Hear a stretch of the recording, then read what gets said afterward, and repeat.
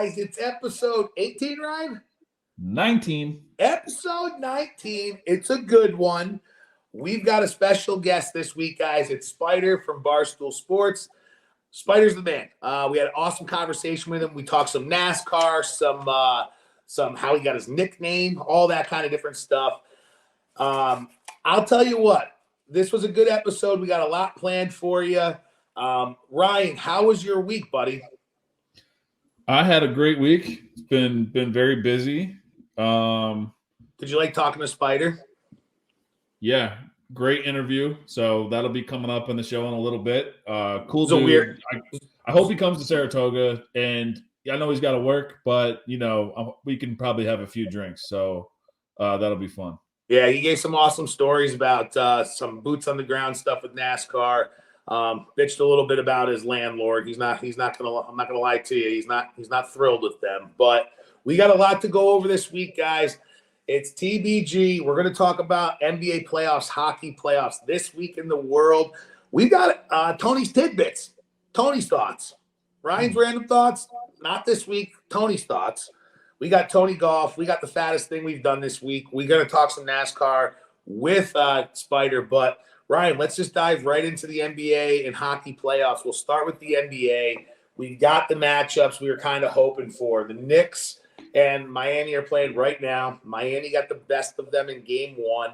We got the Warriors and Lakers about to square off for game one at 10 o'clock. What were you shocked by? And what are you thinking so far moving forward? Our futures are still alive. What are you thinking?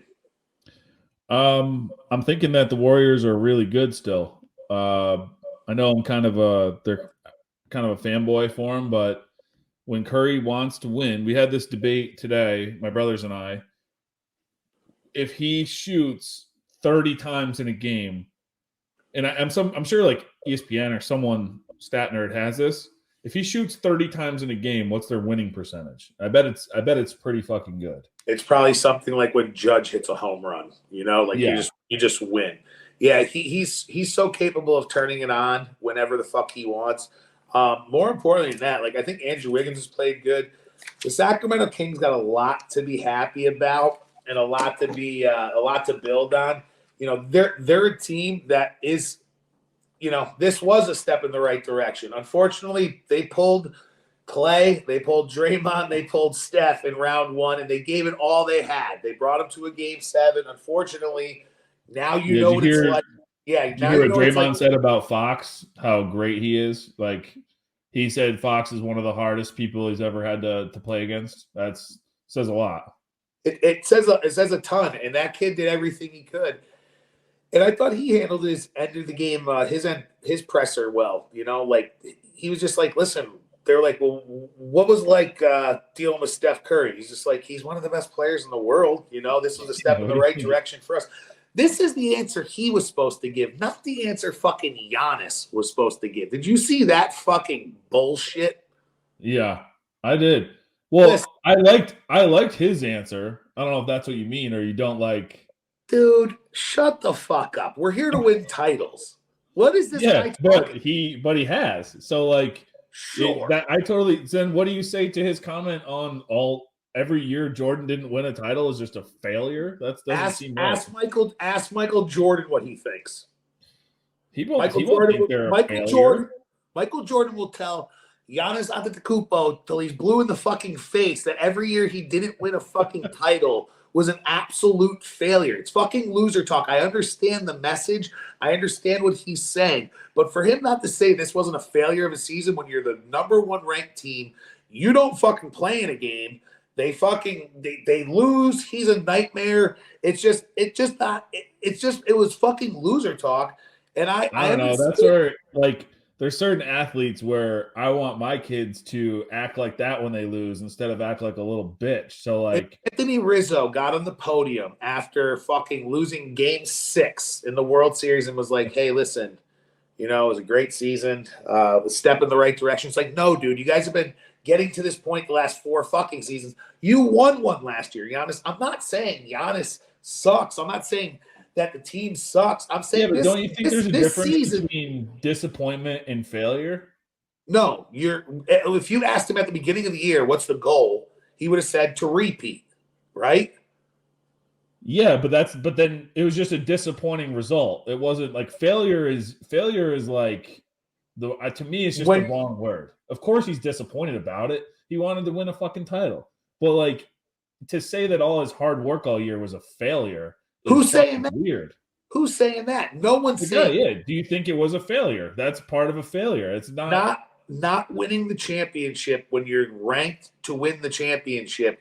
You're the clear-cut favorite. You're the best player in basketball, arguably. You're the defending champ. Now, listen, defending is tough, but you got bounced in the first round.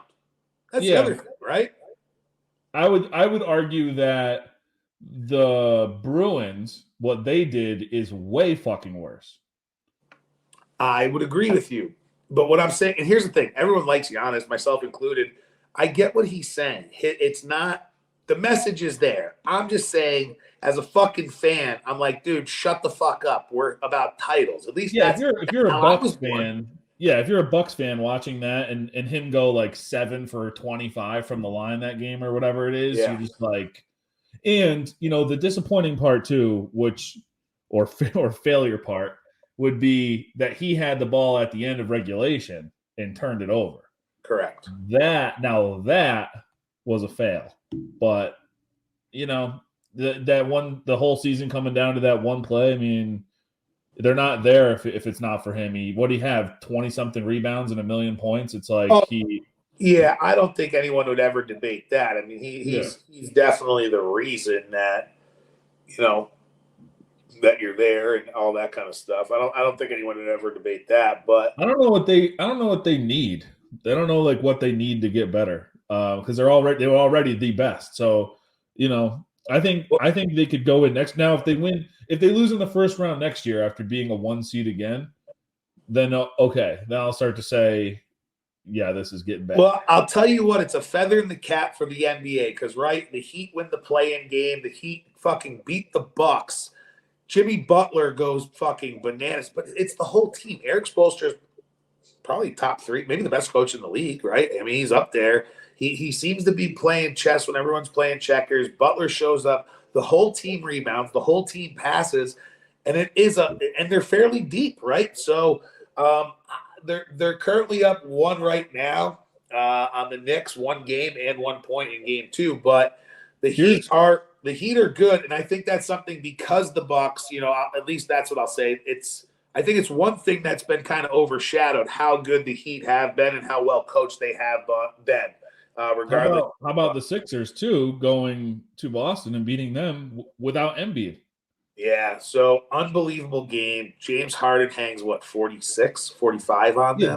The Sixers had a player in their starting lineup who played 36 minutes and scored 0 points, and they won in Boston. Crazy. And that fourth quarter was crazy too. And it got chippy. PJ Tucker hitting fucking Tatum in the dick. What the fuck was that play? Did you see that? That was so grimy. Yeah, he's a weird dude. So that's what I'm talking about. This is a weird dude. He played 36 minutes. Do you know how many shots he took? 4. 0. What is he doing out there? He's just hitting people on the dick. Wait. It's fucking it's the weirdest stat line ever. He plays 36 minutes, doesn't take a shot. Okay? He had 5 rebounds, 1 assist, and 2 steals. And that's it. And 1 dick tap. And 1 dick crunch. That's like, I don't know. That's a weird team, but a lot of teams like that are hard to beat. I don't know. Harden has no Embiid, so he just goes old school Harden, shoots 30 times, scores 40-something points. It's like he was dishing the rock though too. Didn't he have like 7 or 8 assists? He had 6 assists, 2 steals. It was an old school game by him. I mean, not as much like going to the line, but he was hitting threes again. He's always one of those players. Almost reminds me of Luka a little bit in the sense of like, I'm like, how do these shots go in? It just looks like it looks so lethargic, and it looks so and I know it's not. I know it's calculated good moves, and some of it's lethargic, right? But like, he's just a smart basketball player. And listen, we're talking about Jimmy Butler turning up for the playoffs. James Harden is one of those guys. He's the Randy Moss. I'll play when I want to play. I'll take a playoff if I want to take a playoff. Listen. that guy turned it up. He just had one of the better performances in playoff history. I mean, it was crazy. Now, but we had some awesome matchups. Like the Celtics are good, and they just lost that game without Embiid. When we look at football and we see an upset like that, someone gets beat at home like this, then you look at the next game. What do you think the Celtics are? What do you think the spread is for tomorrow night's game? Well, it was 10.5, I think, the first game. I would say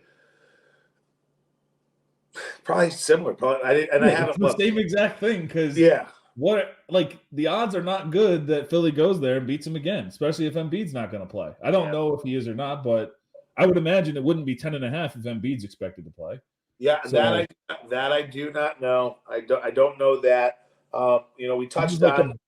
It's a classic bounce back spot. I know they're minus 10.5, but it kind of makes me want to take them minus 10.5. And listen, I think we're getting to the part of the NBA playoffs, especially with these matchups. I don't think anyone's going. I think all these games can go 7, besides maybe Denver and the Suns, because it's already 2-0, and the Suns have pretty much been handled. The Suns played better defense last night and kept the boys in Denver under 100. It was 97-87. But the last 2 games, Denver's been in control the whole entire time. Jamal Murray's a fucking freak. The Joker just does whatever that he wants. He's good for a random Murray stat. Murray is 13-2 against the Suns in the playoffs or something in his career. And he's one of those guys. He's him, as the kids say. Those guys who are decent players, but then the playoffs come and they just turn it up a fucking notch. Yeah. He's one of them. He's one of those guys for sure. And who do you think wins, Sixers or Boston? I think Boston. I do too. Sixers are dangerous. I mean, but Harden, shooting 50% from downtown, I don't think he's got that in him again. So also, I think that was just a kind of a one-off. Also, the Embiid question mark. I know you skanked the game yesterday, and that's fucking ginormous. But in 7 games, you find out who's who. The Celtics are so good, and that had to be a punch directly in the throat to them. I'm with you. I see a wake-up spot. They might win by 20. Who knows? Yeah, I just got that feeling. In any other sport, we'd be saying, okay, we're targeting this team. I mentioned NFL just because that's what I bet the most on besides NASCAR, but it's a classic spot here, back at home. You cannot afford to lose this home game. I don't think Harden can shoot over 50% from downtown, and they're missing their best player. 10.5 is doable. Yeah, and I'm with you. I just think they're a better team. This was a very I wouldn't be shocked if Boston rattles off 4 in a row. You know what I mean? I really wouldn't be. But one team we talked about already was, Clay and Steph doing Clay and Steph things. I still think Clay hasn't really had one of those quote unquote Clay games yet. We've seen a couple from Steph so far. Clay is just one of those guys where I just didn't think he shot the rock very well at Sacramento. I'm curious to see what he does in this next series. We have an all-time must-watch Warrior Steph versus LeBron. It's here. Yeah. And the Lakers are fucking good. Reeves is good. Schroeder's good. Fucking AD, LeBron. They're a good fucking basketball team playing their best basketball all season. What do you think is going to go on in this series? I got the Warriors 11-1 to win the title. I need them here. Where do you lean? I do lean Warriors. I just think, and not just because I root for them. I just think that over the course of the season, they've been a stronger team when they're all out there. Right now, they're all out there. It's what I love too is Draymond Green coming off the bench. I think that's a perfect role for him.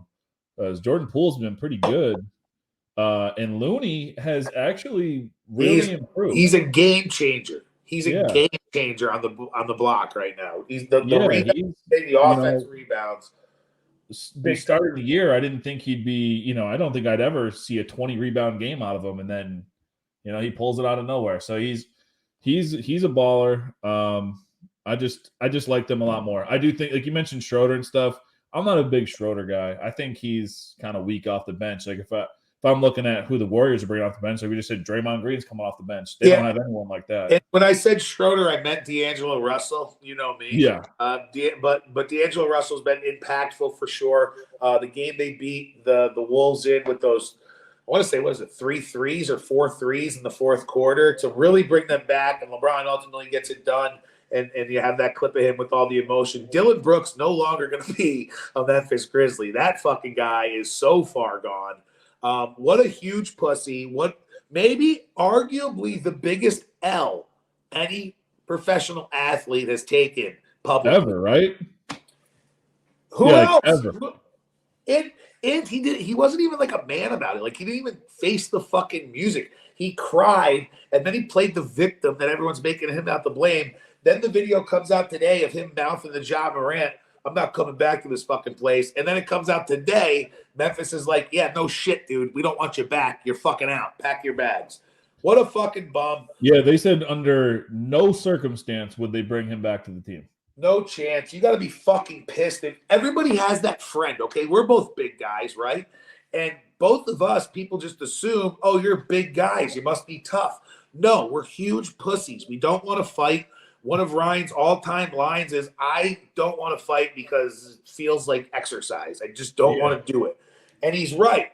But we all have that friend. And typically, this is where the Napoleon complex comes out. It's typically the smaller friend who always starts the shit, and you got to get involved. And that's what this scenario is. It's just fucking a goddamn nightmare. What team? I can't even think because, like, he doesn't help anyone. No. So why would anyone want him? Like, I think he's just done. Because, like, why would you even bring him in to try out to play? And you've already seen enough tape. He doesn't offer anything. So why would he even be there? He's a fucking tool. And he's not, and he's nobody. Listen, the game respects the game. Guys across the league do not like people like him talking to LeBron like that. Like, you stay in your lane. Like, it's going to be one thing. Like, okay, let's get into it. Is Steph's legacy better than LeBron's if he wins another fucking title and gets to 5? Because if he gets a ring this year, another back-to-back, like, who would be? You can say so. MJ, fine, and Kobe. But then I don't know. Do you put Curry after him and before LeBron? That's so my rankings are always so. I think it's super impressive how LeBron's done it. Right, he's done it with 3 different teams. I'm not one of these people who doesn't. I think the bubble is probably.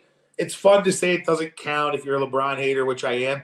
It counts. You could argue it's harder. You know, you really could, but he is so fucking good, and I don't think anyone's ever going to argue.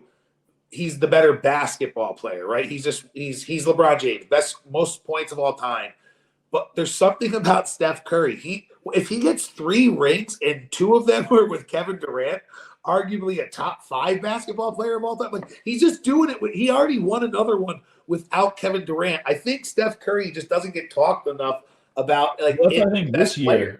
Because this, I think you could say, you know, with Clay's clearly not himself since the knee injury. He can't D guys up like he used to. It's not the same. You got Draymond coming off the bench, which is cool, but, like, I don't know. It's a different team. If he wins this year with this starting lineup, I think that's what really boosts him up the ranks. So you just kind of touched on Clay's knee and stuff like that. Draymond coming off the bench. It's a different Warriors team. And the Warriors have shown they're like the Tampa Bay Rays of the fucking basketball. Like, whatever they roll out there seems to work. I think this is a nightmare problem for them in the Lakers. I just don't know.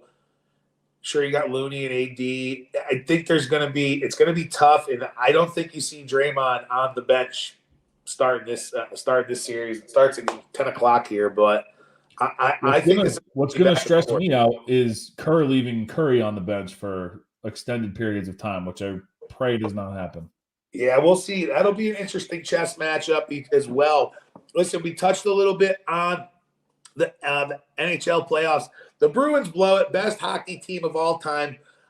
They choke. They lose. They had so many opportunities. They're up 3-1, 3-2. Then they're up 3-2 with 50 seconds left. They pull the goalie. Florida does. They score, go into overtime. They win. Florida is in They're playing Toronto. We have Toronto, who also had a miraculous fucking win to move on. Ryan, have you watched any hockey? Florida's up 4-2 on your belief. That's why they play 7, babe. That's why they play 7. I don't have anything to add to hockey except that it's a fun watch. I don't know enough about it to talk about. I love watching Game 7, though. I did watch not a lot, but maybe half the game of Devils Rangers. That was a good rivalry game. The New Jersey crowd was crazy. That was fun to watch. It was fun.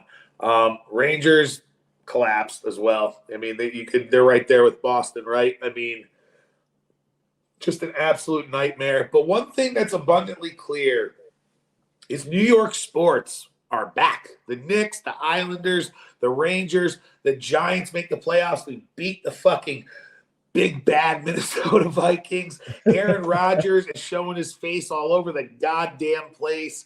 The Yankees suck. We're going to get into them a little bit.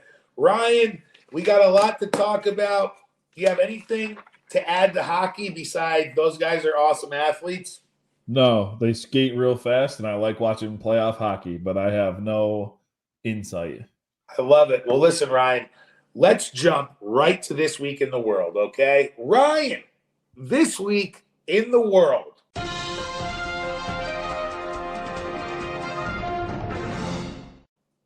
Are you ready, buddy? I am ready. All right, let's start right here, okay? Aaron Rodgers is showing his face all over town. He's a New York Jet. He's smiling. He's this. He's that. He looks happy. He's showing his face all over town. Like, I haven't seen – what are you reading? I haven't seen one picture of Aaron Rodgers. What, he like at a coffee shop just like – No, he was at the basketball game, and he was at the hockey game, and he's on the big Jumbotron, and everyone's clapping for him, and he loves it. Oh, wow. He's eating it up, huh? Yeah. My question is, why is he not in his playbook? Right? It's a brand new playbook. You're out there just gallivanting. Because he's going to go on one of those weed retreats and just memorize it all in one weekend. Bro, that's not what weed does, because I forget names every day on this thing. You know that. I'm a fucking great example. Listen.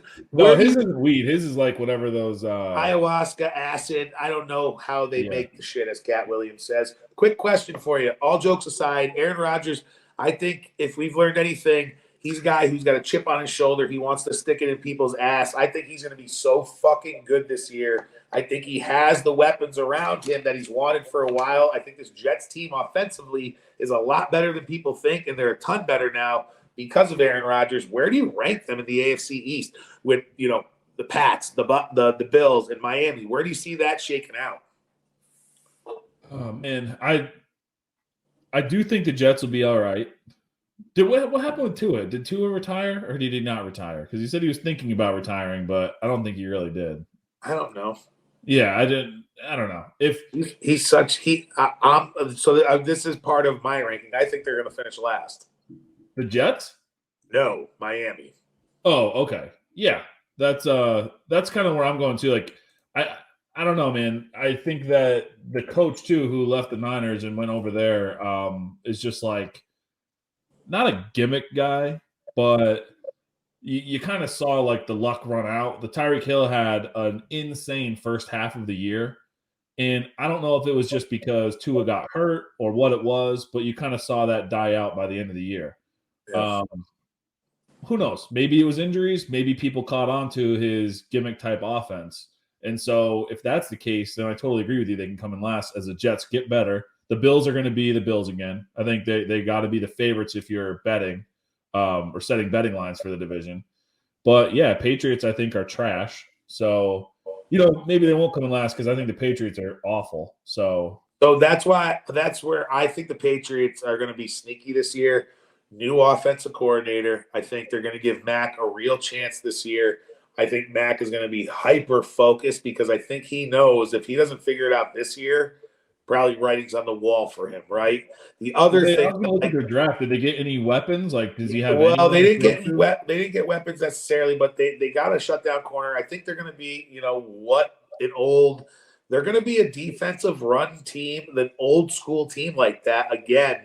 But oh God, yeah, their draft went corner, D end, linebacker, center, kicker, guard, holy shit, they're going to be so fucking boring. Yeah, and I think that's one of those. I think it's a good philosophy in that division because you want to keep quarterbacks off the field. You want to wear and pound those guys out. Pause. That sounded as yeah. You want to make sure those guys are spread. But what I'm saying is, you want to play some tactical football. And if anyone knows anything about X's and O's and playing chess instead of checkers, it's Bill Belichick. And I think he's developing a different team than every other team is constructed in the AFC East. I think it's kind of genius. At least that's what I'm seeing. But yeah, I pulled up draft grades are all just depends on really who's doing it, how much they put into it. But on NFL.com, I'll just go there because it's the most generic one, whatever. They gave the Patriots an A-, which seems like a pretty good grade. And it's like you said, they just kind of working on the fundamentals here in this draft. So yeah, listen, since we're touching on the draft, also this week in the world was the draft. And I think the draft was what we all anticipated. We knew Bryce was going to go first to the Panthers. And then we were like, what's going to happen with the Texans? We don't know. Well, they take Stroud. They trade up number 3. They draft, oh my God, it's blanked out. Oh, Bryce Young? No, number 3, who the Texans take? Jesus Christ, Anthony, why do you do this? Oh, Will Anderson. Will Anderson, great call, Ryan. And they effectively, everybody was getting ready for them to kind of have to shit on themselves. They were like, they're talking about not taking a quarterback. I thought the Texans did a great job.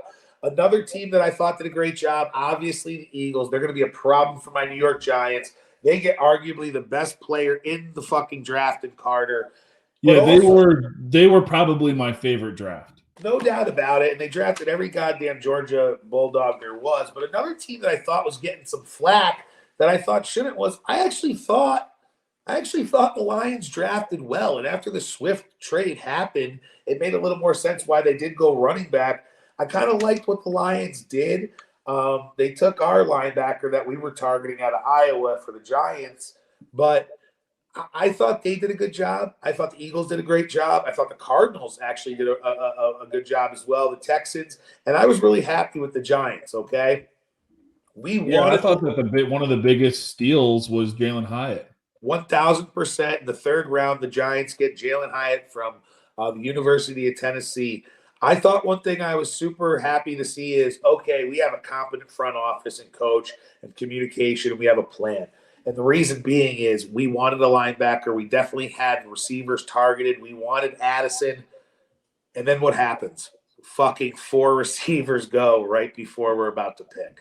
So it's like, okay, we got to pivot. And we take Deonte Banks, cornerback, man-to-man, shutdown guy out of Maryland, and fucking Wink Martindale goes fucking ballistic when we take him. It was like he wanted this guy. I was excited about the pick. I thought they did a good job of adjusting on the fly. Was there anyone else that jumped off the page as far as like the draft went? Well, the 49ers taking a kicker for their second pick was hilarious. I almost texted you, but I decided to not. It's like, tell me that you don't need any draft picks without telling me you don't need any draft picks. It's like they didn't even pick until late in the 3rd round. I do like the safety they got from Penn State. I think he's a pretty versatile player, and so basically what they did was they drafted guys that will play for the old guys. Tashawn Gibson is like 32, 33 years old, safety. He's almost done. He's been in the league forever. Yeah. So they draft a guy who could potentially take his spot, and then Robbie Gould wants to play closer to home. He's played for 1 million years. He's out. So now they get the kicker from Michigan. Take the best kicker. Kicker, to me, like as someone who's had Robbie Gould, it looks shitty as your second pick in the draft, but when you're drafting that late and all your other picks are even later than that, it just is what it is. I think whenever Gould would step up to the ball until this most recent season, it was like I just felt like it was automatic. So it was fun to watch. Yeah, and listen, if he turns into one of those kickers and kicks for 30 years, by all means, maybe it's a game-changing thing. Another shocker of the draft was poor Will Levis. There's always one in the fucking green room. His girlfriend's beautiful. She's in that red dress. Everyone catches her making weird faces when they freeze their cameras. It turns into a whole fucking story. I always feel terrible for those kids, but you got to fucking know you're getting drafted. You got to know you're getting drafted, right? Yeah. You can't go. Yeah, you talk to it. It's like it doesn't come as that big of a surprise unless there's some sort of mix-up, but you should know. No, and listen, I think this is a blessing in disguise. He gets drafted to Tennessee. All right. I think he's got a legit chance to probably play if he, wins camp or whatever. But even if he doesn't, he's in there with I know Tennessee's been kind of a unraveling squad for a while, but I go back to Mike Vrabel. He's a good coach, and I think you be happier in certain scenarios. I think he maybe lucked out. Maybe he lucked out. You think so? The one pick I did want to ask you about. Do you think that the Cowboys taking Deuce Vaughn was because they really think he can contribute, or because his father works for the team? I think probably both. Okay, I think when you're on that level and you have a pick that you can maybe not sacrifice isn't the right word, but sometimes you do stuff just because it's the right thing to do and it's a camaraderie thing and maybe it gives the organization a jolt. I think there's some of that, right? Also, I think it's not like the kid's a nobody. He's put time in. He's got tape, But yeah, I think it's probably a little bit of both. But I don't hate it at all. Listen, Mike Piazza was a favorite, or was a favor. There's a lot of guys who were favors to people when they worked out. Yeah, I agree. So we'll see. He's just so tiny, Yeah, he is. I don't know. He's like 5'6", 160 or 170 or something. Yeah, it was a cool moment. For those of you who don't know, the head scout for the Dallas Cowboys' son got drafted, and he got to call him and say, "Hey, son, you want to come work for me?" If you have a heart, it was just like a fucking tearjerker moment. It was a cool video for sure. Also, a cool video was the kid there. I believe he has Down syndrome or whatever. Nathan Drones or Ethan Drones. Forgive me, I can't remember his name, but he comes out. He's gonna read the pick for the Chiefs, and he's like, "What happened, Eagles? What happened?" And he's got like a viral video. He's like a "What happened" kid. People know who I'm talking about. It was fucking hilarious. He just dunked right on him, but it was good. The draft was crazy. I thought the draft was. Listen, it's always fun to go back and look. You're hearing all week about the bad draft grade that Seattle got with Bobby Wagner, Russell Wilson, and one other player. But it was like an F-, and they were like, "This will never work out." Well, that team won a Super Bowl, and those guys are probably all Hall of Famers. But yeah. Listen, also, Ryan, this week in the world, Little League Baseball strikes back. Have you heard this news out of New Jersey? Yeah, if you are a parent that complains, then you have to put on the ump uniform for 3 games. Is that right? Yeah. What was your takeaway? I like it.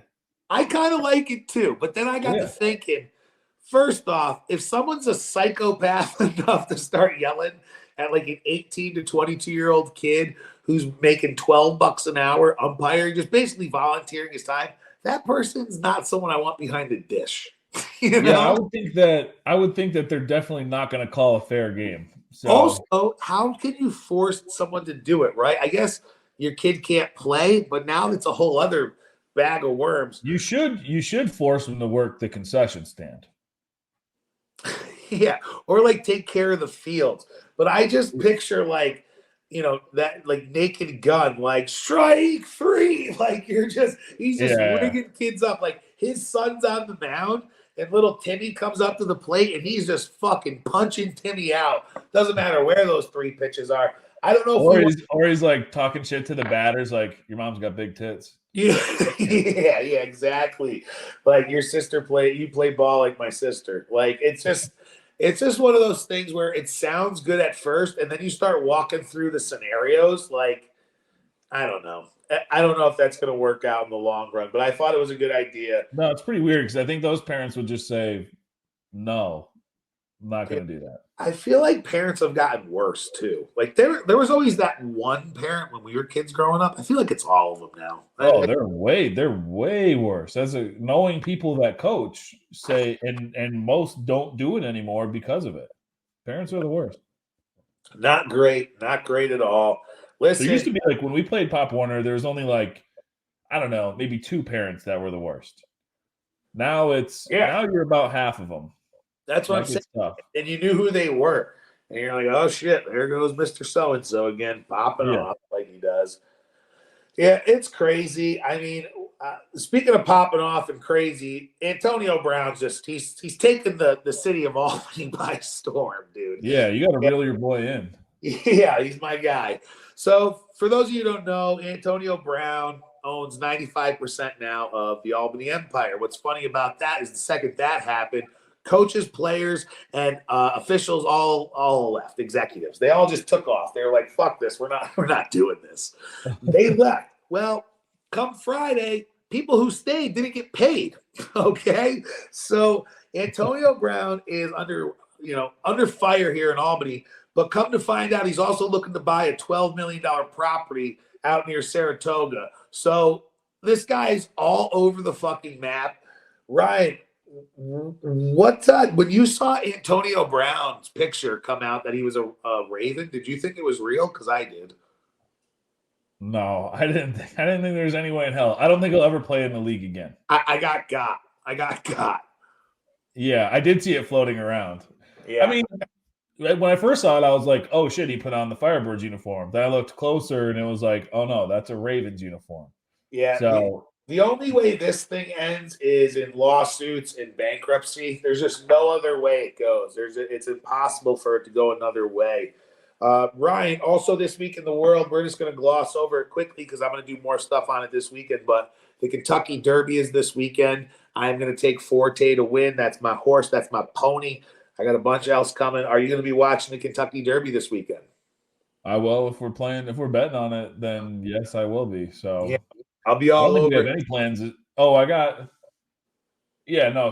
Is it Saturday? Yeah, it'll be Saturday, right? Saturday. I mean, there's races Friday too, but I'm gonna be balls deep in horses Friday and Saturday. I'm very excited.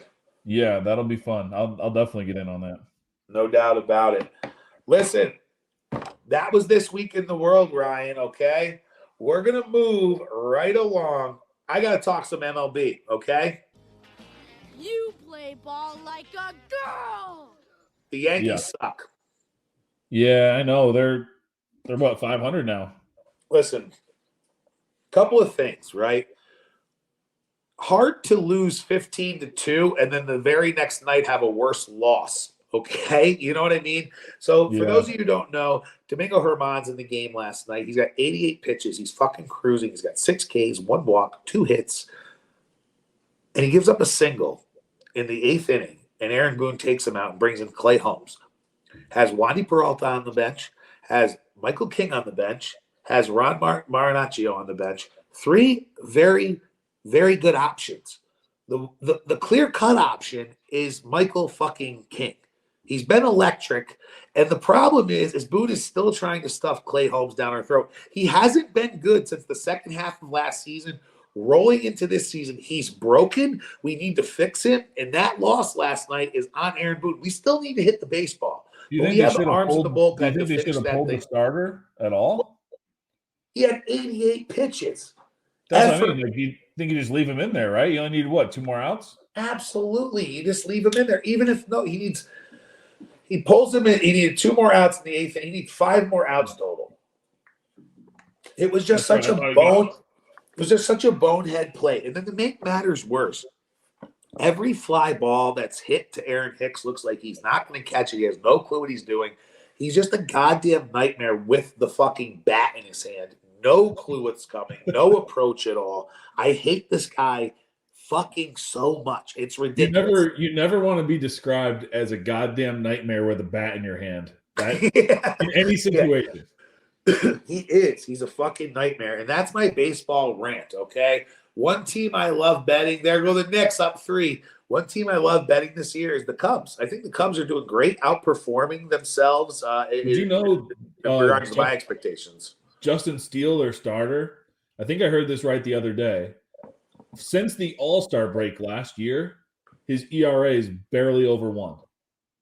Wow. I did not know that. Yeah, and he's absolutely crushing everyone this year too. Yeah, that's just fucking dealing too. You can't beat that. Yeah, baseball's been crazy. I mean, the game was cruising. Germán was there. I texted my buddies. I go, dude, it's an hour and 18 minutes, and we're going to the bottom of the 7th. And then all fucking hell broke loose, you know? Yeah. So bottom of the 8th, and all hell broke loose. So I don't know. The Yankees are pissing me off. We need Judge back. He's hurt. Stan's hurt. Everyone's fucking hurt. Like I said, our big signing on our offseason, I tricked myself. I was like, oh, we're back. We're going to be this. The lineup that we are rolling out with Calhoun and IKF and all these fucking bums is fucking killing me. Yeah, I think LeMahieu's batting cleanup tonight. Yeah. They didn't win tonight, but that's because Garrett Cole pitched. Yeah, and I'm dogging Calhoun, but Willie I think went yard too. But it's not the goddamn point. It's just a fucking nightmare. The squad's awful. Aaron Boone's not sure what he's doing. I told you earlier I finally got to listen to John and Susan. So they were sounding off about all this. And that's baseball, Susan. Yeah, he comes up, Rizzo, 271, and that's the highest average on the team. And he was not happy about it at all. It was almost sad listening to them, but they pulled out the win. I mean, they win every fucking time Cole's out there because he's just a beast. Some of my favorite Susan and John moments is when they are dogging the squad, but they're the biggest homers ever, and they start peeling it back. But you've got to hit the baseball, Susan. But it's hard. It's hard. These guys throw hard. It's like, John, shut the fuck up. What's going on the field? Dude, baseball's been, like I said, baseball's been crazy. Ronald Acuna Jr. absolutely hits a ball to Jupiter off of whoever against the Mets.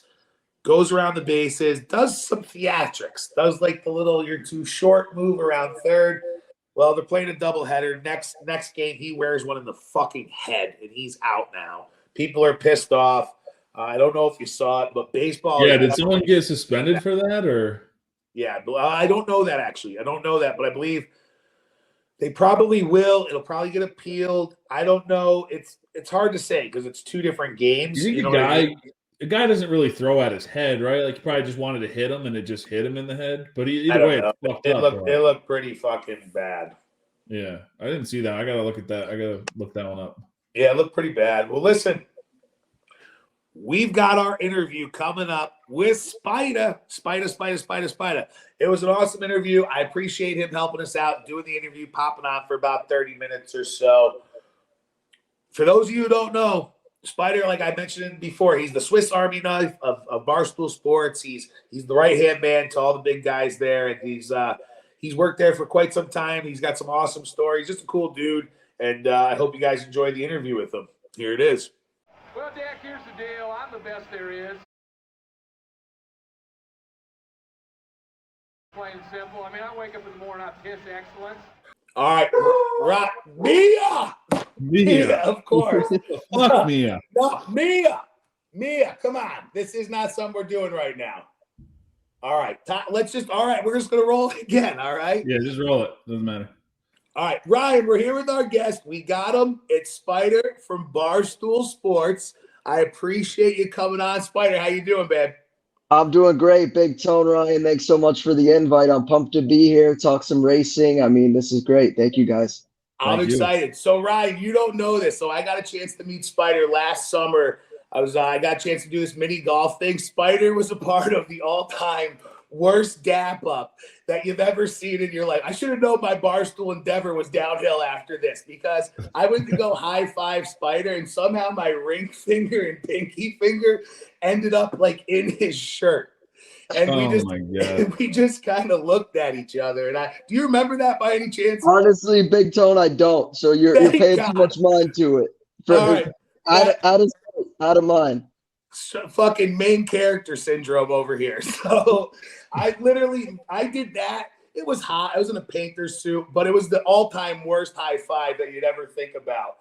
But we got you on, Spider. I just wanted to, so for those of you who don't know who are listening, Spider is basically like the Swiss Army knife of Barstool Sports. He's the right-hand man of basically the most powerful people on the internet, and he wears a lot of hats, okay? He's a behind-the-scenes guy, content guy. He does a bunch of different shit, but he's also in NASCAR.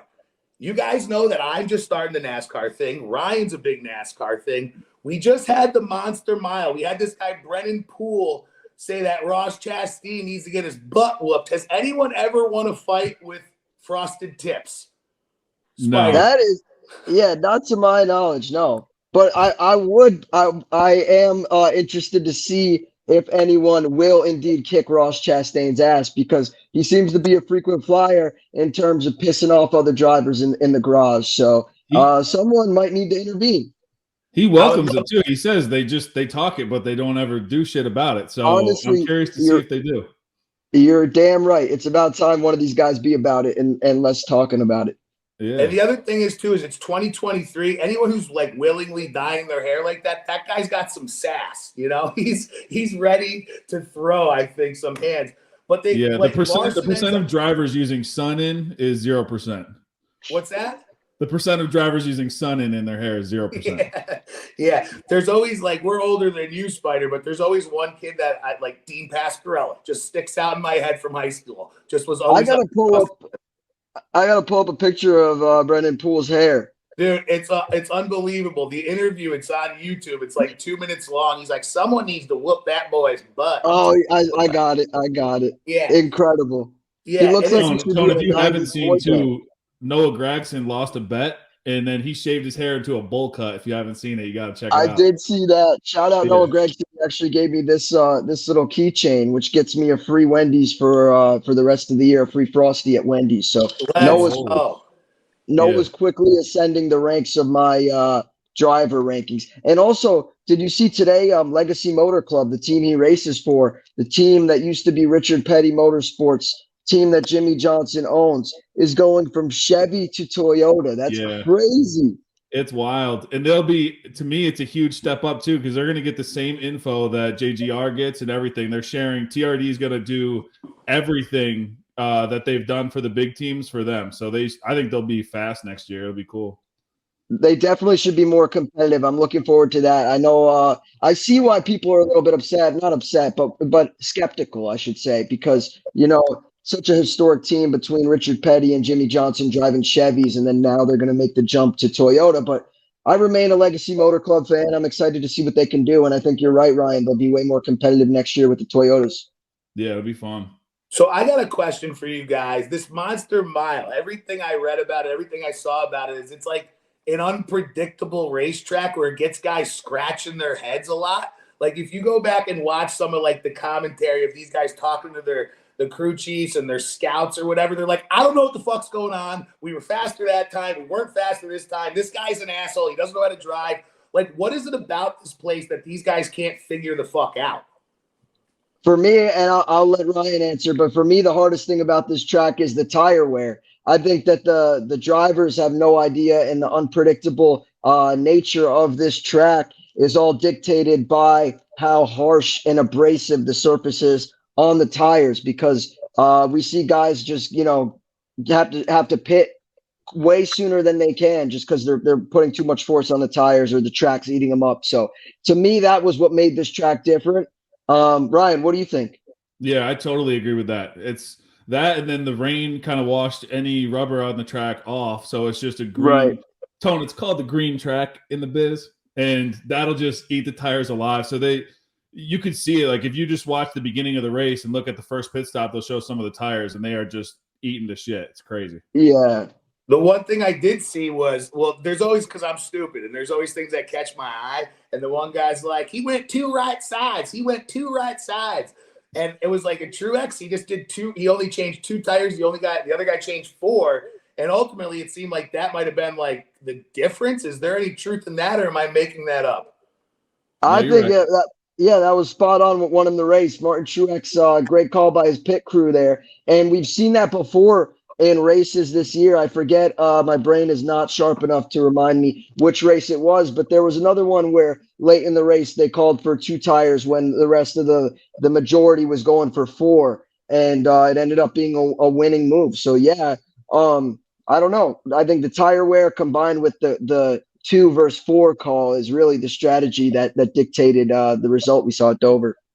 Yeah, because totally I was agree. listening back to the videos, and the guy's like, he's going two right sides. They were fucking fired up about it. Like it was. So here's what it reminded me of, right? So it reminded me of, because you could hear Truex's pit crew and their crew chief or whatever talking to him, and Martin said something like, "Oh, that's not good." And he's like, "Just drive the car." Like he was just like Yeah, he told him to drive the fucking car. Yeah, grabbing him by like the face mask and drive the car. Is that like a unique relationship? Is that pretty common? It's like no one talking to Kyle Busch like that. Like, how does that dynamic work? I think it's give and take, right? So like the guy that's in your ear obviously is someone that the team trusts to put you in a position to win, but you also have to trust. A lot of times we see drivers in real time disagree. Kyle Busch is one that's notorious for, I feel like, just saying fuck you to whoever's in his ear and making the calls himself, executive decisions on the track, which is good and bad. If you're a good enough driver, it can be, like, look at him, like this quarterback is in the pocket calling audibles and they just scored a touchdown. Like, to me, that's the equivalent. It could look like you're a brilliant genius, or I don't know. At the end of the day, these pit crew chiefs and everything, the data that these teams have is so fucking spot on. The simulations they're running in real time, how much fuel the cars have left, etc. When's the best time to pit? I think you'd be foolish not to listen to the people in the ear. But then again, I don't drive the car, so I can see why they might not always see eye to eye. You're pretty good on the simulator. Simulator's one thing, Tone, there's no repercussions. There's no repercussions. You're not losing money when you wreck the equipment. You're not getting injured. There's no risk. That's what made me wonder, because it's like you said it, like the guys, you got to trust them. He's in your ear, but that's not the driver's decision who's in his ear, right? That's ownership and management, right? It's the same kind of dynamic, I would imagine, right? For the most part, yes. I mean, in smaller races or like on the lower levels, I'm sure there's much more say in those the drivers handpicking those positions. But yeah, on the Cup Series, a lot of that is prearranged. And you'll see if teams don't have success with the pit crew or the pit chief or whoever the staff, a lot of times they'll sub it out within teams. We've seen teams make swaps. So It's all about really just finding and building rapport and momentum and building on that relationship. But I do think, to answer your question, part of that sometimes is being able to tell your boss, hey, fuck you. Right. Oh, Ryan, here's a little bit of a technical question for you, all right? After Brennan Poole and his fucking golden locks came out and said Ross Chastain needed somebody to, I think he said he wanted to fight it rough and rowdy, Spider. Is basically what it sounded like. But this guy, then Larson goes on to block him. Am I using this right? And people made a big deal about this. Yeah, because did you see what happened? Yeah, so when Chastain got into the back of Brennan Poole and he shot up the track, it just took out Larson, like randomly, just shitty ass luck. And Larson at that time was the fastest car on the track, and it wasn't even close. I mean, he was going to catch the leaders he was going to gain 7-8 seconds on one run, just being the fastest guy out there, and then gets taken out by that bullshit. So later on in the race, Chastain's trying to catch Truex, and now Larson's car is all fucked. So he's going slower than everybody, but gets right in front of Chastain. Chastain was like maybe half a second down. Larson got him to like 1.5, 2 seconds before he couldn't hold them off anymore, and Chastain finally went around. But it was I love watching the payback. That was funny. We call that the O.J. Simpson. If I can't fuck her, you can't fuck her, and I'm just gonna murder everyone. That's what it is. Ryan, we also saw Ty Gibbs do a little bit of that for Truex. He got in the way of excuse me, I can't speak right now.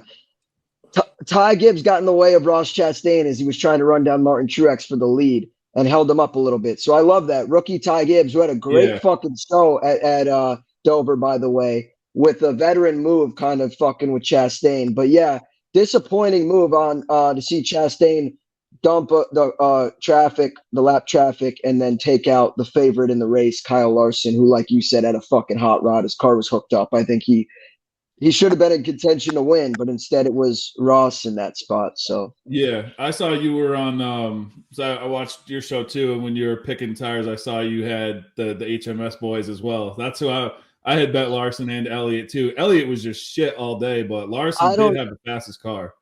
Disappointment from Chase Elliott. I don't want to be too hard on him because obviously a lot going on with him, but I respect him coming back this quick. Yeah. I hopefully he can get back to the driver that I'm familiar with and that we all know and love. But He didn't look like the Chase Elliott that we all know and love. So I don't know what it's going to take to get him back there, but maybe a little bit more time in the car, more laps, more. I don't know what it is, but I'm confident Chase will get back there. And it's so hard to fucking win in this league that I don't know. Yeah. His time will come. I Another think first it's so time. much more. It's so much more competitive now. Not just like the car being more equal too, but I feel like the talent's at like an all-time high. I'm glad you said that. A lot of people have been super critical on the new next gen car. I don't even know if we should call it next gen. The current car, saying that it's made the racing different or whatever, not the same. The reality of it is it's going to be a evolving car forever, in my opinion, and that's just something we're going to have to live with. But to me, the measurement is the parity that exists. I think we're 11 races in, and we've had like 7 different winners. There's only been 3 winners that have won more than one race: Kyle Busch, Kyle Larson, and William Byron, if my memory serves. So I don't know. I think it's very hard to win, and Chase's time will come, but it certainly wasn't this week at Dover. To the point of winning that, so like from being kind of a casual fan, someone who's like a rookie fan, just kind of getting into the sport, I can't help but think of all like the parallels I pull from other sports. And you hear stuff like baseball managers really don't matter as much. Basketball, you need the players. Football matters.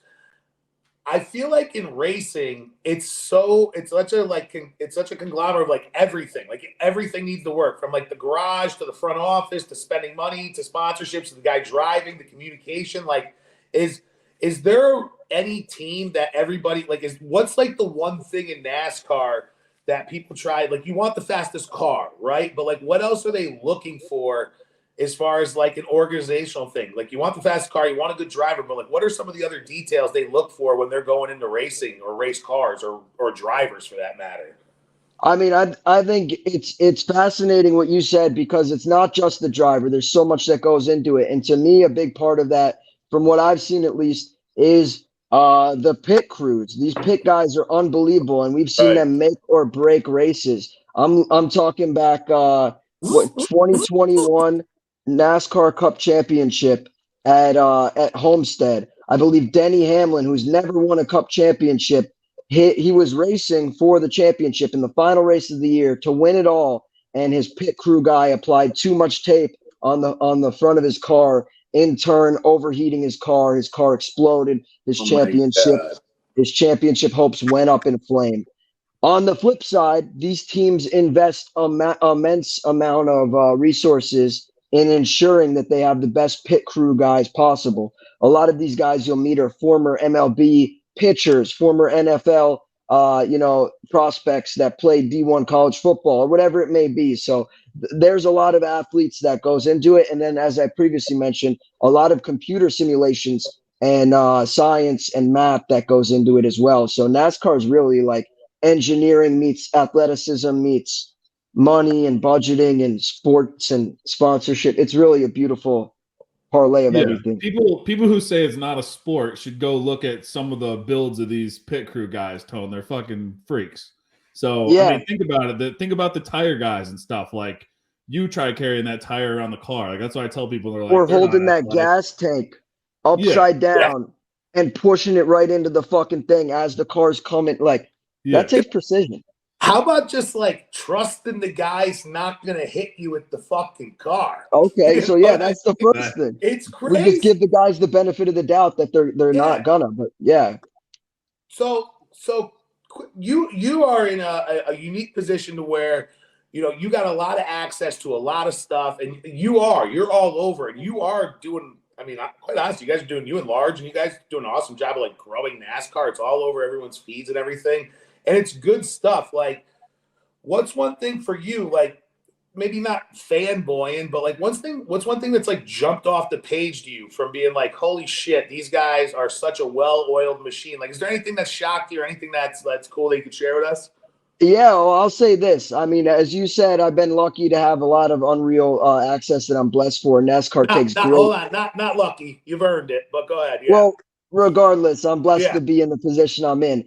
But my point is, even if I weren't, if I were just a fan going to the race for the first time, NASCAR still provides a better experience than pretty much every other sport, professional league that I can think of. And I'm not just saying that, like, I truly believe that. You go to a race, there's a good chance that you can meet your favorite driver at some point during the weekend, pre-race, post-race. You can get a signature, you can get a handshake, you can get a photo. The access is there, and it's not just there just because Barstool and NASCAR play nice together. No, it's there for every single fan. The other thing is, like, I implore anyone who's even considering it 1% to get your boys and go to a race. You can pretty much BYOB, pack a soft cooler of your favorite drinks, go into the race for relatively cheap, have an unreal day, great weather, great experience. And let me stop. If you don't bring your own beer, you can go to the concession stand and get a beer for like $4. So Yeah. I don't know. To me, it's like the most accessible, like easy, simple thing to follow and root for. And I haven't even mentioned there's nothing like sniping an outright winner on the Barstool Sportsbook. The If you fact can nail, that, I mean, you're like the Wolf of Wall Street for NASCAR. Who the fuck? I want to go right now. I'm certainly not, because I don't I could use a couple more winners. I'll leave it at that. Fair Yeah, enough. I agree. When you watch a winner live, though, there's nothing like it. When you're sweating that live, it's crazy. Exactly. Yeah. So where are you headed to next, Spider? Like, what's next up for you for the NASCAR world? So we got a couple races definitely locked in. There's still some TBD, but it sounds like we're going to be going to a couple, hopefully the Bank of America Roval, the Charlotte Roval, the Coke 600, the championship in Phoenix. I'd love to be there again, as well as the Barstool Sportsbook has a race at Kansas, not this coming weekend, but later on in the season. The second race on the NASCAR season is the Barstool Sportsbook sponsored race. So we have the naming rights for that race. I'm super excited. Hopefully we'll be at that one.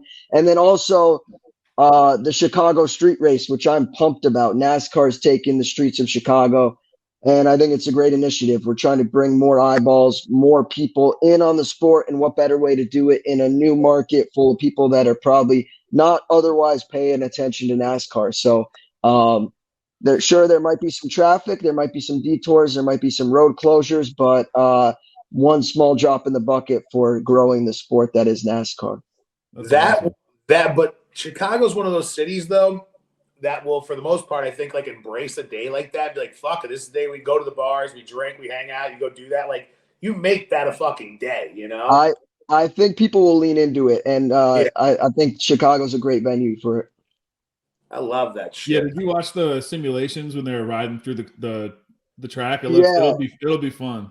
Yeah, so I'm not very well versed with Chicago as of right now. I'm a New York guy, but it seemed like they hit all the fucking tourist spots. So watching on TV or watching in person, I think either are going to be unbelievable. But yeah, I'm super looking forward to being there in person with the Rubbin squad and the Barstool team. Are you going to Chicago? I believe so. Yeah, I think That's so. dope.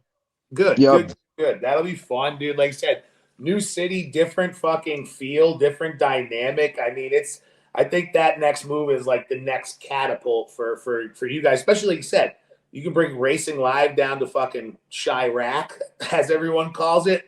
That's right. Chicago's beautiful. Like, Chicago's what's beautiful. your favorite track you've been to? I'm trying to get Tone to go to a race. What would you recommend to I went to Martinsville last year, so I got to finally see that. But what would you recommend? That's a extremely hard question. So I think let me start by saying any race you can get to is a W. As I said previously, get your boys in the car and get to a race. Whatever's closest, that you'll have a good time, guaranteed. That being said, Watkins Glen is close to us.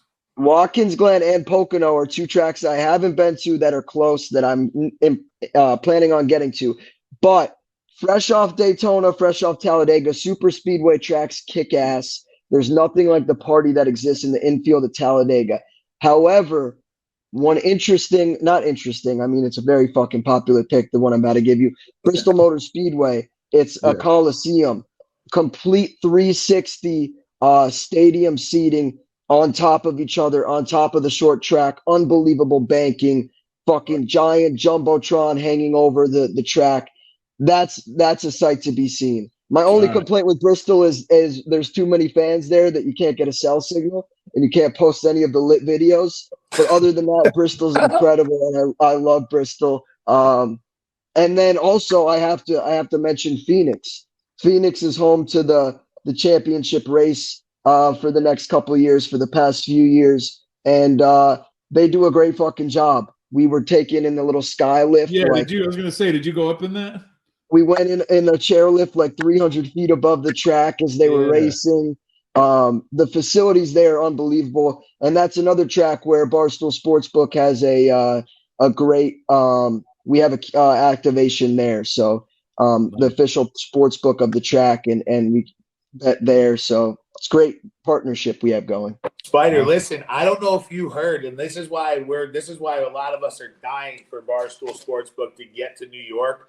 The fucking catastrophe that was DraftKings and NASCAR last week. Did you catch any wind of that? I did not know. So Ryan can give you a better idea. Long story short, payouts got paid out quick. Wrong people got paid for bad results, and DraftKings was basically like, sorry. So, and Ryan has a website, Win the Race, and he's got this own Discord, and this one guy lost nearly 90, almost 100 grand basically on these wrong payouts. Yeah, if they would have just really all they did was because NASCAR was reviewing that after Talladega, so they didn't wait for the review; they just paid it out.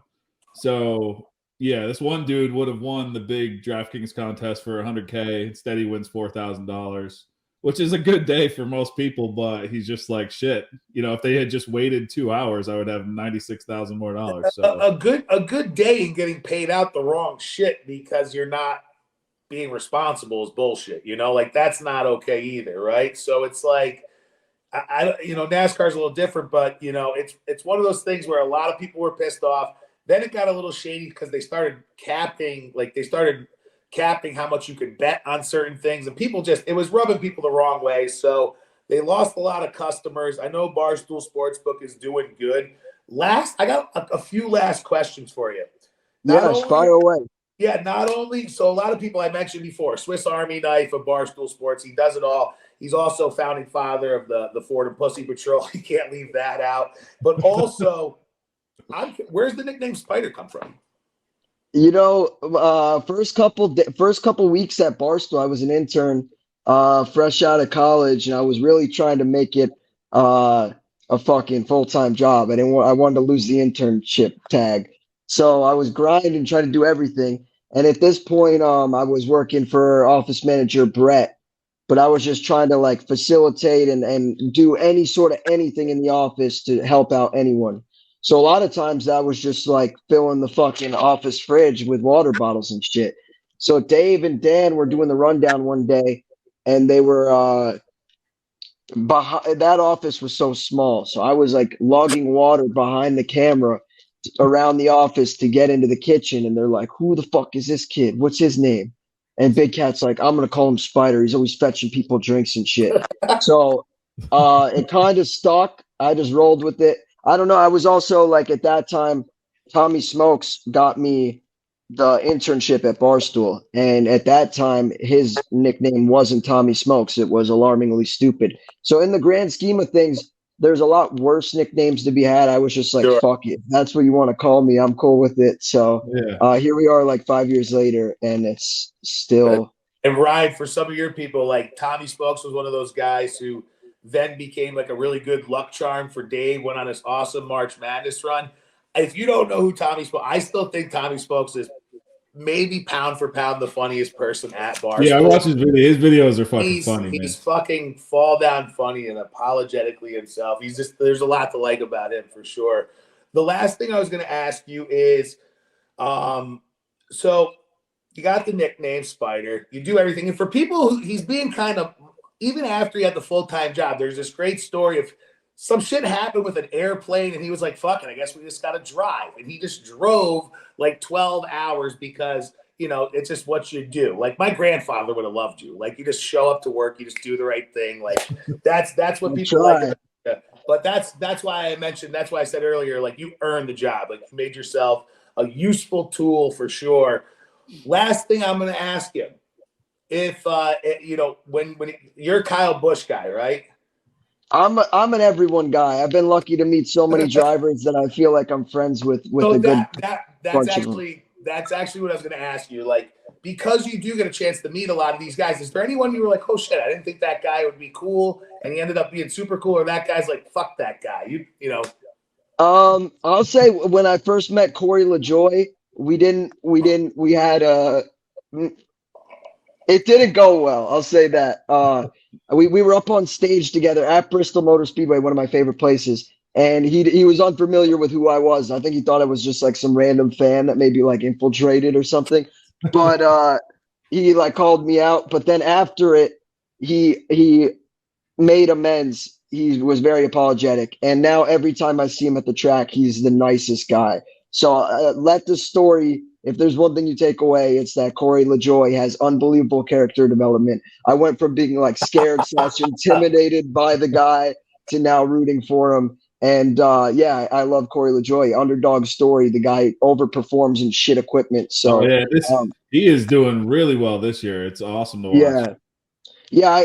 I hate that I had to root against him for a second, but I'm glad to say that we're now on good terms. So yeah, pretty much everyone. I mean, the only people I get upset with are like Ross Chastain when he takes out like Kyle Larson, like he did at Dover. Yeah.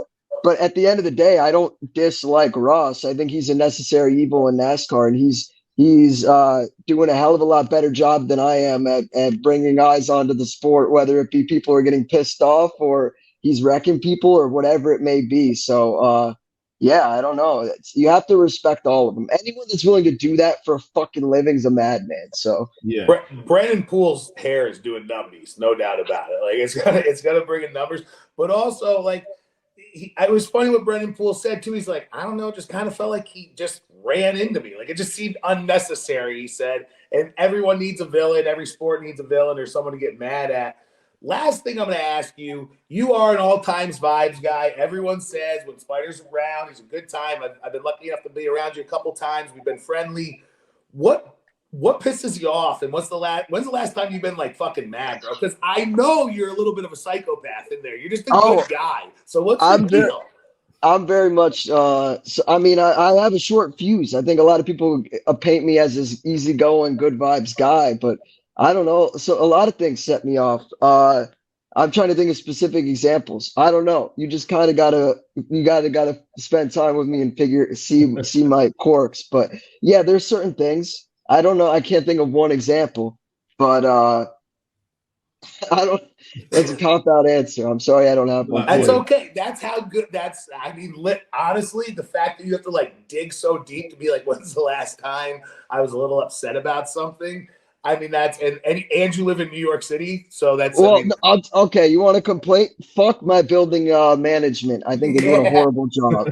They're doing a horrible job. I complained about this on the Yak what felt like 3 years ago about how they disabled like half the elevators in my fucking building, and they've been sending all these notices. Oh, it's repaired. They're finally back online. Thank you for your patience.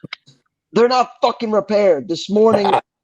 One of them's broken. The other one, the repairmen are trying to load in a shopping cart full of fucking hardware tools. Like, no. This is a giant, large, tall building with several floors. We only have 2 elevators. You can't take one out of service. Fuck my company. Fuck my management company. You wanted a complaint. I'll leave it at that. I literally love how your complaint is because you work so hard and you are the guy who literally fixes everything. I can see you just putting yourself. You're like, if I was the fucking super of this building, this would be done. This would be done. These people are incompetent. They're claiming COVID. COVID ended like 2 years ago, boys. Yeah. Get on it. Get to fucking work. That's too fucking good. Well, Spider, listen, I will let you go. I appreciate you coming on and doing this with us. I appreciate you helping us out for sure. If I see you in Saratoga this year, drinks on me for sure. Ryan, you got are you coming to Saratoga, Spider? I don't know. TBD. I would love to be there. But Ryan, you got what are you thinking for Kansas this weekend? Any picks? I've only made one bet so far, and I got Chastain at 16-1 this morning. So okay. there's in this. I got a couple just a couple little tidbits here. So Yeah, it's early in the week. I didn't want to put any heat on you boys. Yeah. you I hear know you. me. I woke up this morning. Like before I pissed, I think I made this bet. Hell yeah. So I can't stay up late anymore. His odds come out so fucking late at night. So I woke up. Now this is one of my good friends, Greg Mathern. He brings a lot of data, and he's a member on Win the Race. But in this Gen 7 car, it's a 7-race sample on 1.5-mile tracks. Who do you? Well, I just said I bet him, but Chastain leads in percentage of fastest laps in those 7 races. I don't think many people know that, and I know a lot of people are rushing out to bet Reddick just because the 45 won both races last year. But I don't know. 16-1 for Chastain, and he has the most percent of fastest laps ran on 1.5s in this car. I couldn't pass that up. All right. Well, there you go. Definitely worth a look. Where's he at on Barstool right now?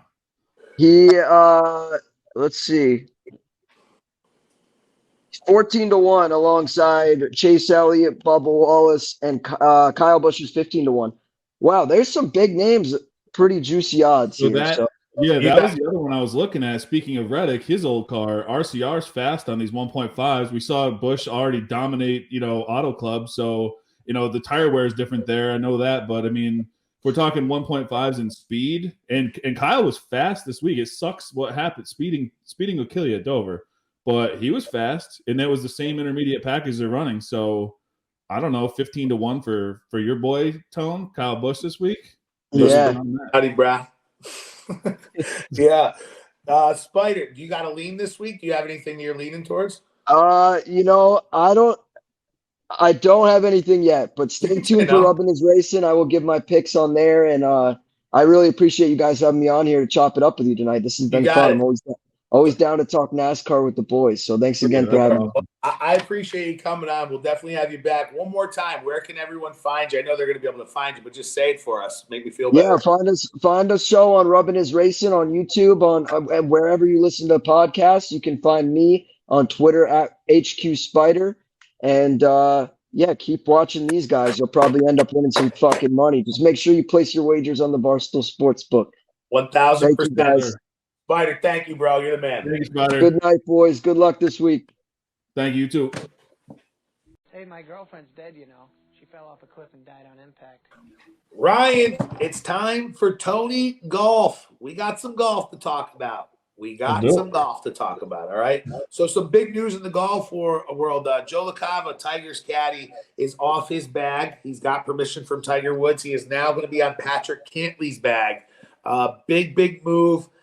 Makes sense. Tiger only can play in so many tournaments a year. Patrick Cantley, top 5, top 10 player in the world, depending on how good he's playing at the particular time. So that was a big move in the golf world.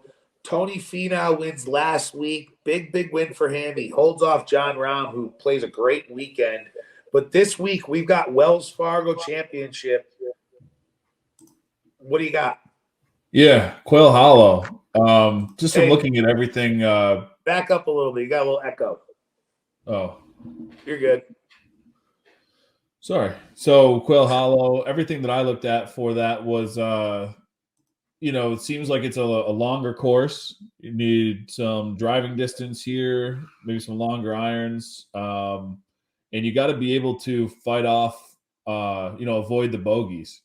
So that's what I've been looking at. It looks like they've, historically at Quail Hollow's had really fast greens, Bermuda greens. So stuff like that I pulled up in a model here. And I mean, I also pulled up their course history too, just to see how they've done here. And I mean, the favorite's Rory in this field. I think that's pretty obvious. But again, I haven't looked at the odds. I would imagine they're pretty stupid. So I don't think I'd be betting that at all. There's some sneaky guys here that might be further down the list that do really well. Like Brian Harmon's won here before, but then the last 40, so he won. Then he made another cut, not great, but then 24th, 18th, 9th, just plays really well here all the time. Home has won here twice. I think 2 guys that jumped off to me when I was looking at everything were Homa, and lower down the list, I kind of like Lanto Griffin. And if I'm back up near the top near Homa, I like Hovland. but I want to hear what your takes are here. Yeah, well, Harmon is an interesting one. He's plus 7,500 to win the golf tournament, plus 600 to come in top 10. You got other guys like you mentioned. Max Homa is one that I also like. He's plus 2,800 here to win the golf tournament. I love that number. Yeah, that's weird for someone who's won here twice in the last 3 years. Yeah, I'll tell you one guy that I like, and I've been kind of against him lately, and I'll tell you why I like him, and it's Justin Thomas, okay? He's a great iron player. He's one of the best tee to green guys that's out there, and he plays par fours better than any player on tour. So for me, I like him here because I like the number, and I'm looking for him to snap out and try and get ready before Rochester. This is a great field. You mentioned Rory. Rory's plus 700. Obviously, clear cut. Matt Fitzpatrick's another guy who can bomb the ball. He's probably, he's plus 2,200 as well. My pick this week is Justin Thomas plus 2,200. I like him a lot. Okay, another guy further down the list that I also like that we were talking, or that I was talking about a little bit last week. Was where is he? I'm looking for his number. I'm sorry. It is, you mentioned Ben Griffin. Ben Griffin's plus 15,000. Ben Griffin top 10 is plus 1,100. I don't hate that to take a shot on a bigger number. Nice. Yeah, and I misspoke too. Like Homa, because they played a different course here last year, and it was 2021. Homa did miss the cut, but he won it here in 2019. He won at Quail Hollow. Yeah, the guy I just mentioned is Patrick Hanley. He's another guy who has some, I believe, some success at this club as well. And he's 12. He's the second choice here, actually. 12 to 1. 12 to 1. Wow. Yeah. Yeah, I don't think I like those numbers. You're like the 28 for Homa, things like that, and these longer shots here. Because kind of like what we just saw with Rahm. Like Rahm didn't win last week. And I imagine people bet that number. He was like 4 to 1 or something. I think he was plus 280 on Thursday. Yeah. Oh my gosh. Crazy, yeah, right? I could never do that in a golf tournament. It's a great tournament. It's a great event, and it's a monster leaderboard, a monster field rather. It will be a monster leaderboard. I feel like golf is getting back in the swing of things. You have the Masters, then you have Zurich's, and then you have Mexico Open and shit like that. We're starting to get some heat right back after, the RBC was great, but we got some guys back in the field. We got horses back in the field. The best of the best is here. This is going to be a good weekend. I'm on JT. He's got to get one this year. I like this play for him. Yeah, another guy that I like too, when you're looking at specifically Quail Hollow, Keith Mitchell, who's down the list, where his last 2 times at Quail Hollow, T8 and T3. Keith's playing great golf this year too. Solid golf, so pretty consistent. He's way down the list. That might be something I take like a top 20 on or something like that. Back-to-back top 10s at this course. So and playing, like you said, I think he's better now than he was 2 years ago, or it's longer than 2 years. I'm talking 21. So yeah, 2 years ago, and then I think they played here in 2019 as well. So because of the COVID year, but yeah. I love it. There's some good long shots there. Then I think we should put an official card on the big guy's Twitter. We should really do that. I will. Let's do that. Let's post one for Thursday. I know we've said it before in the past, but I'll send you some stuff over tomorrow. You send it to me, we can finalize it tomorrow. I can make a little graphic for it, and we should post it for everyone and start tracking it. Be fun. Definitely on JT. Fast greens, gotta hit good, precise irons. I just think this is a good spot for him. I'm big on JT this week, so it'll be interesting to see what happens. I love watching good golf on Sunday because I love Sundays. Quite frankly, Sundays love me. So I'm excited for it. Yeah, it'll be fun, man. Like I said, there's no plans. I think Sunday too. My wife's at a baby shower, so I'll be home with the kids. Probably play outside in the morning. Then I'll put something on for them. Watch a little golf. Watch a little racing while Max is watching something, and be a good Sunday. That's what's up, dude. I love it. Well, listen, we're going to wrap up the show with everyone's favorite segment, the fattest thing and the skinniest thing we've done this week. Ryan, what's the fattest thing you've done this week? No, it's TV, man. Camera adds a couple 100 pounds. It's probably the other night Alyssa wants pizza for dinner. We've been eating good, so like pizza now is like known as a treat. So she wants to order pizza. I want to make pizza. I like making pizza way more. I just think it's better. I make it my way. I just like it. And it's fun. Put some music on, cook some pizzas, good time. The kids like doing it too. Yeah. So that's funny you said, because Max can be a little stand. He can stand up at like the island in the kitchen, help me, put everything on there. It's fun. Yeah. So I purposely get an extra dough just because I know, it's so bad. I blame it on him liking plain cheese pizza, but it's really just so I can make an entire cheese pizza and then bring the rest to the office and eat it there. So that's what I did today. And he only had like maybe a slice, and that shit is gone now. One lunch sit down, almost an entire pizza today. I love it. That reminded me of when my dad comes home every once in a while, and my mom comes home or whatever. They do this thing where my dad he said to me a while back, "Hey, Aunt, why don't you run to the store, grab your mother some Oreos?" And I'm just like, dude, Mom hasn't had Oreos in 40 fucking years. Like these are for you. Like these are not. Who are you kidding? So I'm sure you weren't. You, hon, the boys are going to want their own special pizza they make together. Let's just get it go. What's any skinny stuff, or are you just skipping right over that this week? No, I think overall, I don't think there's one specific thing other than we've been trying to be better. So just eating a little better, eating some healthier dinners. Yeah.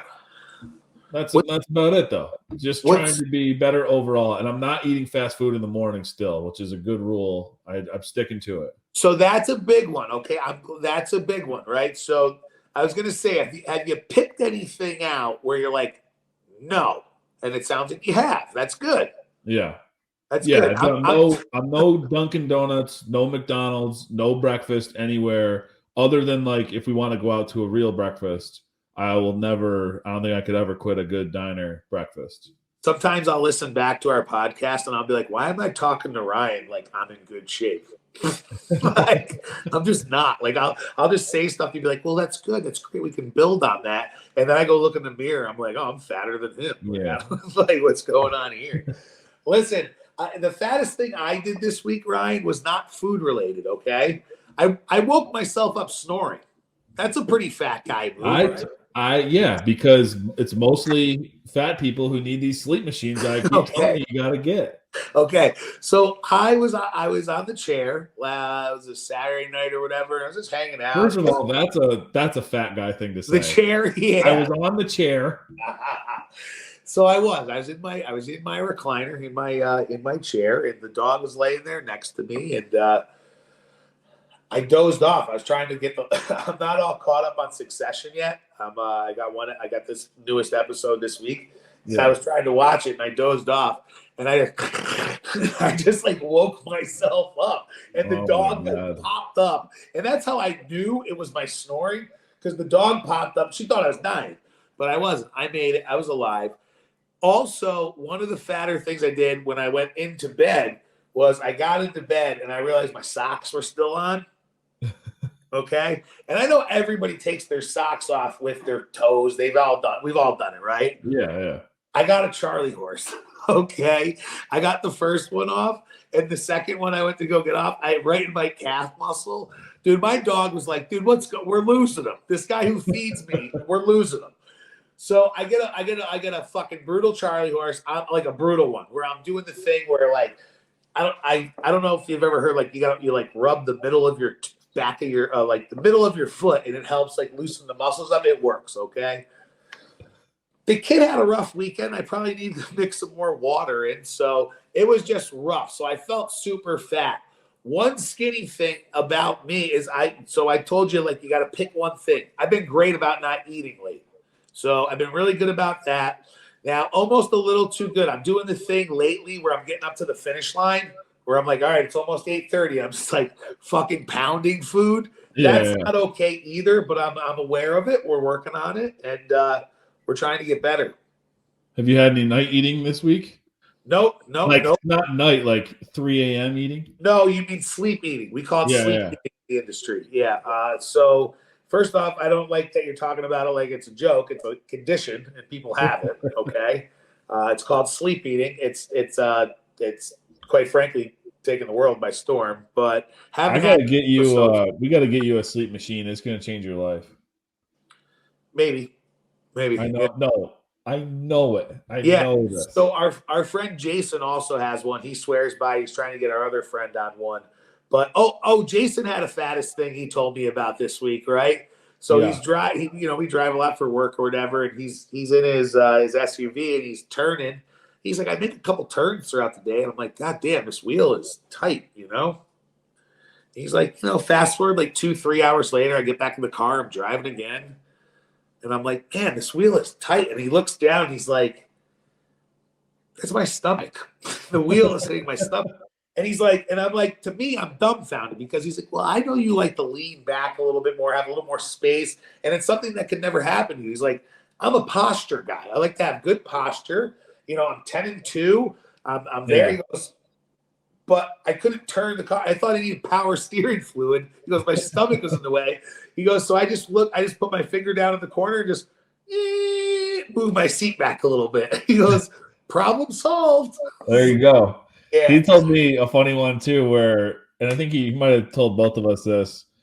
One of his favorite fat guy moves is when you drive through somewhere and they give you napkins, you just tuck them under your stomach so they don't go flying around the car. Yeah, because you're gonna take some fries or maybe a nugget, and you're driving, so you can't go fish for napkins. But if you got them tucked under your belly on your pants, it's perfect. You can just rub your hand right on your. It's like rubbing it on your leg. Yep. You can eat with the windows down; they're not flying away. It's perfect. The guy's a genius. I love him. The Knicks win 111-105. The series is tied 1-1. Ryan, this was episode 19. 19. It was a good one. Ryan, and Martin Truex just won last week. He's number 19. That's right. And we had an awesome interview with Spider. I hope you guys enjoyed that. Appreciate him doing that for us again. I know that helps us more than it helps him. So I'll say this.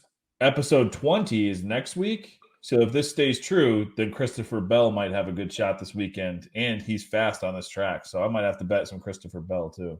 Does he spell it with a K or a C? C. Makes sense. He looks like he's 10 years old. I got to show you a picture of this guy. You're not going to think he's a real NASCAR driver. Does he have frosted tips too? No, nothing like that. Seriously, you should. We'll talk off the air. I got to just show you a picture.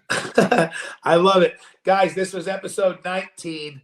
We had a great one. We'll talk to you next week. Thanks again to Spider. Ryan, hit the music.